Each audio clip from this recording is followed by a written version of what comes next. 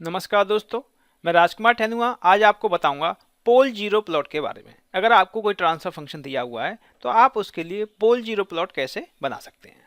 तो अगर हमें ये कोई ट्रांसफर फंक्शन दिया हुआ है तो सबसे पहले हमारी प्रॉब्लम ये होगी कि आपको इसे मैटलैब के अंदर एंटर कराना होगा। तो first we have to check how to enter transfer function in MATLAB. MATLAB के अंदर आप इसे कैसे एंटर करा सकते हो। तो आपको पॉलिनोमियल्स को तो एंटर कराना आता है, ये न्यूमरेटर हो गया और ये डिनोमिनेटर हो गया।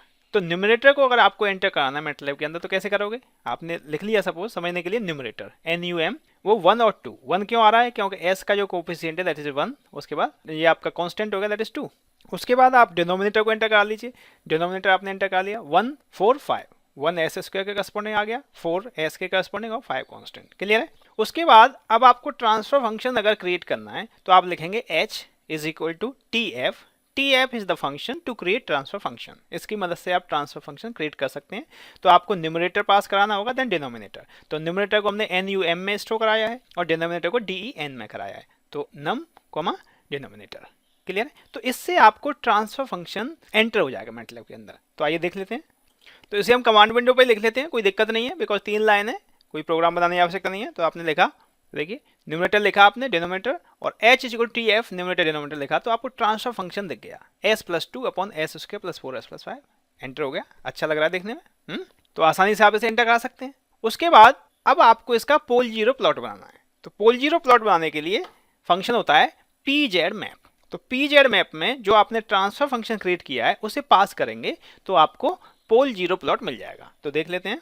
मैं लिखा pz मैप और कैपिटल H में हमने ट्रांसफर फंक्शन को एंटर किया है H। तो देखिए पोल जीरो प्लॉट आ गया। तो यहाँ पे देख सकते हैं ये पोल जो है वो -2 प्लस 1i पर है और ये आपका -2 माइनस 1i पर है और ये 0 है दैट इज एट -2, ये -2 पर है। क्लियर है।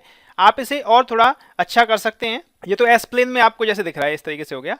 आप इसे अगर ग्रिड ऑन कर देते हैं तो देखिए ये इस तरीके से आ जाएगा। तो देखिए ये रियल एक्सेस है बेसिकली और ये इमेजिनरी एक्सेस है। बना सकते हैं।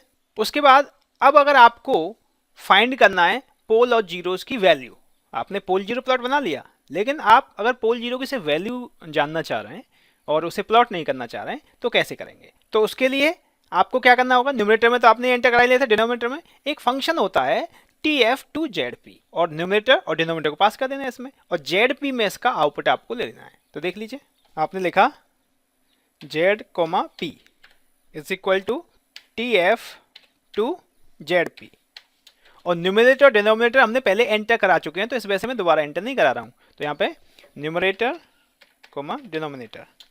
क्लियर है। और एंटर किया आपने। देखिए 0 मिल गया आपको -2 पर और पोल्स मिलेंगे -2 प्लस 1i और -2 माइनस 1i। आपने जब प्लॉट किया था तो उसमें भी यही आया था। क्लियर है।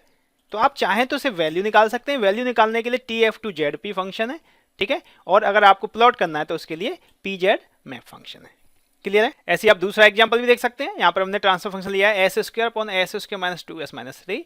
तो हमने यहाँ पर जो न्यूमरेटर है उसे बेसिकली p में स्टोर करा लिया। 1 0 0 0 0 क्यों आ रहा है, बिकॉज s स्क्वायर के बाद कोफिशिएंट एब्सेंट है तो हमने 0 0 लिख दिया। Then q 1 -2 -3।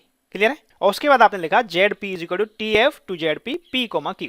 तो आपको इसके जीरोज और पोल्स मिल जाएंगे। क्लियर है।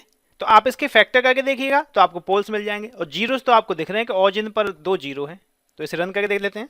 तो देखिए आ गया, रन किया 2 0 आ गए और पोल आ गए, एक 3 पे आ गया -1 पर। तो आई थिंक अब आसानी से आप मैटलैब के अंदर ट्रांसफर फंक्शन को एंटर करा सकते हैं, पोल और जीरोज की वैल्यू निकाल सकते हैं और पोल जीरो के लिए जो प्लॉट है बेसिकली वो भी आप कर सकते हैं। तो आई होप आपको ये लेक्चर समझ में आया होगा। अगर ये लेक्चर आपको अच्छा लगा हो तो इसे लाइक करें और शेयर करें। Thank you.